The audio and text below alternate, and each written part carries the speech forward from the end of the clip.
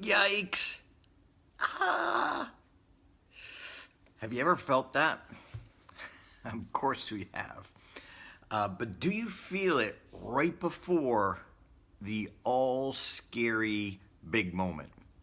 The moment where maybe you're going to be judged, maybe your career's on the line, maybe you're giving a presentation, maybe you're going in for an interview. It's that anxiety, it's that fear of embarrassment, even more than the fear of speaking. But what do you do? Well, I'm not really sure what originally came from, but I know I was backstage before the World Championship. Contestant number 4 was on stage, and I'm behind the big IMAX screens. I'm pacing back and forth. I'm all tensed up. Oh my gosh, how's this gonna go? And I had all these internal thoughts, and I'm thinking of what my coach said to me, Mark Brown, and trying to just be positive. And I remember just my whole body was tensed up, and I'm going back and forth, and I'm trying to doing push-ups and jumping jacks to try and give myself a little relaxation and deal with the stress. And then I remembered I had wrote myself a note, and I went in my pocket. I'm like, oh yeah, I'm supposed to remember something. And I pull it out, and it says, remember to have fun. My whole body changed. My whole physiology changed. Remember to have fun. And it was kind of crazy, but I had 2 different strategies. Hey, Kevin Johnson. I had 2 different strategies. And when I go way back, so remember to have fun. I knew the 1 hour before Darren, knew the 5 minute before Darren was going to be stressed out and overwhelmed a bit. So I thought, what could I do? So I know that sometimes I get so intense that I forget to just have fun. And I remember Patricia Fripp saying a great quote, and it was from Sir Laurence Olivier. And he said, thank you, Kevin. He said that practice is the work, performance is the relaxation. Sir Laurence Olivier. But going back to my moment, like, I remembered an hour before to write myself a note, because I know me. Do you know you? What can you do to remind yourself 5 minutes before you have that all-important moment? Again, whether it's an interview, a presentation, what is it? But it's that 5 minute before, that monkey mind, that voice of doubt that starts screaming and planting those seeds. So what I did is I went back to my early days. So strategy number 1, I went back to my early days when I had no business being on a comedy club stage, especially at an open mic night, the most challenging thing in the world, doing an open mic night when you have no confidence, no presence, and you're not funny. Like, it's hard enough as it is, even if you are funny, if you're just getting started. Oh well. And so I remembered what I used to do back then. And at that time, I drove this little 1976 brown Volkswagen Rabbit, and I had my little cassette. And on my cassette, I had this playlist. And obviously, this is a CD, but one of the songs that I used to play was Right Now by Van Halen. And it was a reminder to me to go deeper. Hey, Annette. It was a reminder to me that all that mattered was right here, right now. In fact, I'm going to take you up to my desk as we talk about this. There's something related to that. So I listened to that song, Right Now by Van Halen. And then the other song that I listened to was Mariah Carey and Boys to Men. I know, I'll probably lose my man card for that. But it was a song called, the song was called One Fine Day. And One Fine Day is a story about somebody who's died and gone to heaven. And on my desk, I still have his picture. His name is Silverio Araujo. And S.A. used to go to the same college as me. Hey, Lance Murray.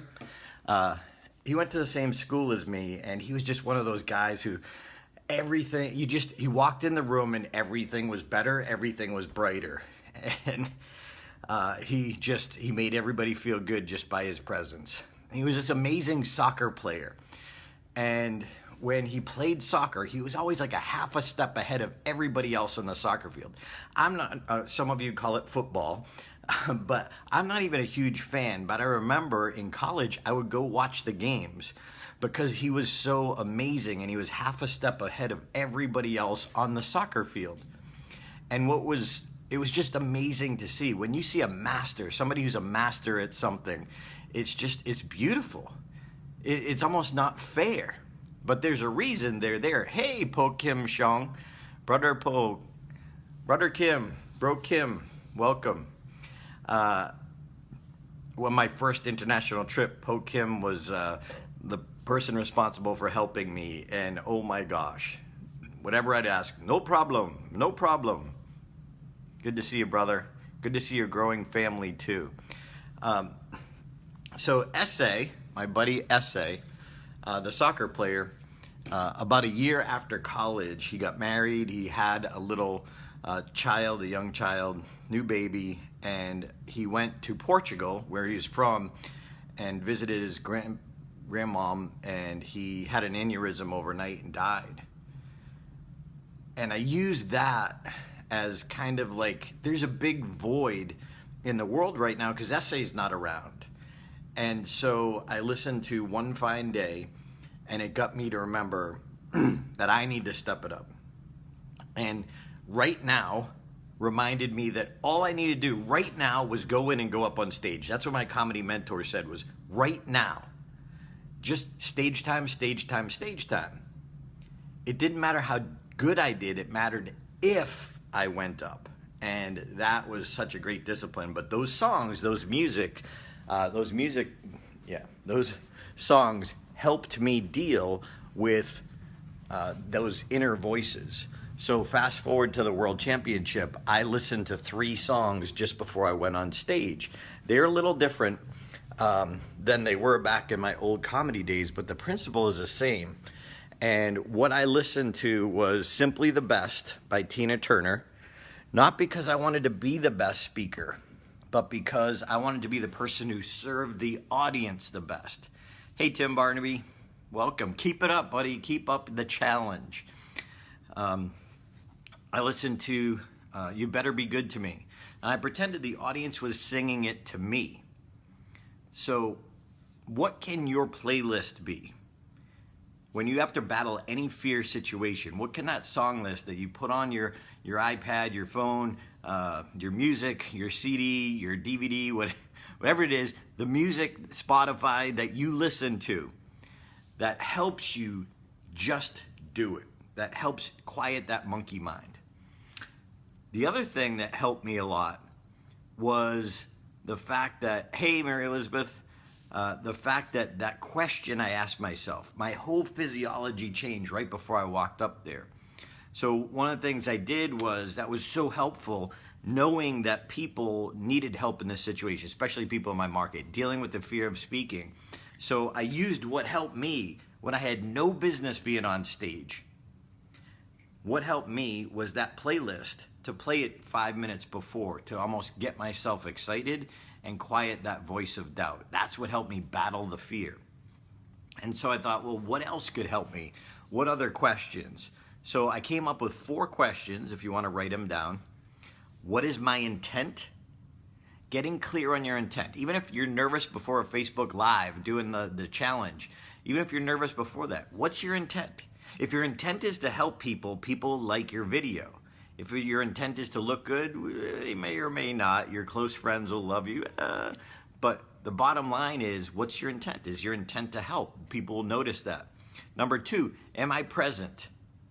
Am I right here, right now, with these people, during this interview, at this presentation? Like, forget about your other problems. They'll be there when you're done. But right now, what matters is, are you present? The audience wants you present, not perfect. Question number 3, yes. Thank you, Mary, for typing it out. Question number 3 went back to just before the World Champion, which inspired this whole thing. Will I have fun? Because if you want your audience to have fun, they're never going to have fun unless you have fun. It starts with you. How can they be in joy if you're all intense? Or if you're panic-stricken? They'll feel sorry for you. They'll feel bad for you. So, will I have fun? And then the 4th question, the most important one, comes from a man named Willie Jolly. He was one of my mentors. This is a longer one, so Mary, you're going to have to type a lot on this one, and thank you, Mary, for doing that. So question number 4 is, how would I give this presentation if I knew it was my last one ever? How would I give this presentation if I knew it was my last one ever? That's deep. That gets you jacked. That gets you realizing your heart is there. And if this was the last one you'd ever do, how would you do it? Hey, Jace. How are you, buddy? Mr. Prophet Presentations. So Willie Jolly, again, I want to give him credit. But the question is, how would I give this presentation if I knew it was my last one ever? When you come on with that mindset, you're going to do good. You're going to help people. But if you go up worried about you or trying to look good or your ego's talking, yeah, the audience can sense that. They're so savvy these days. So how would I give this presentation if I knew it was my last one ever? So here's the thing. Write this down if you're taking notes. Skill set without mindset will leave your audience upset. Skill set without mindset will leave your audience upset, which means you could have the best skills in the world, but if you don't handle that fear 5 minutes before you present, 5 minutes before you go in the interview, 5 minutes before you Facebook Live, if it makes you nervous, if you don't handle that fear in your head right then and there, it's going to grow. It's going to take out all that skill and all that training you have. That's why mindset's so important 5 minutes before you go on stage. So if you've got a fear, you want to battle the fear, create a playlist and ask those 4 questions. By the way, if I ended up, for those of you who are messengers, who are experts that help people, I created this Connect card. If you go to connectcard.com, theconnectcard.com, you can pick one up for $5. But the tools that you create to help people, why not turn them into a product? So this is just something I created that people can literally put in their pocket. But you, as your messenger for your market, what could you create that people could carry along with them, that could help them with the situation that they face? So theconnectcard.com, if you want one of those in your wallet. I talk to a lot of people, friends and people who are fans and followers and have all my products. In fact, when you become a Stage Time member, we make sure you have one. But I love hearing the stories of people who hold them up and show me their card, because it's just like, hey, it's working, it's helping people. And so they pull it out just before. I gave a presentation yesterday to a group of financial planners outside of my normal arena, but I still had to ask myself that question to be grounded. So ask yourself the 4 questions. Am I present? What's my intent? Will I have fun? And how would I give this presentation if I knew it was my last one ever?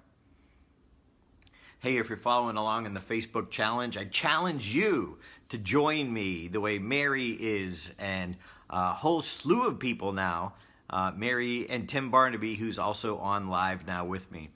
I challenge you to 3 to 5 minutes a day to literally help people.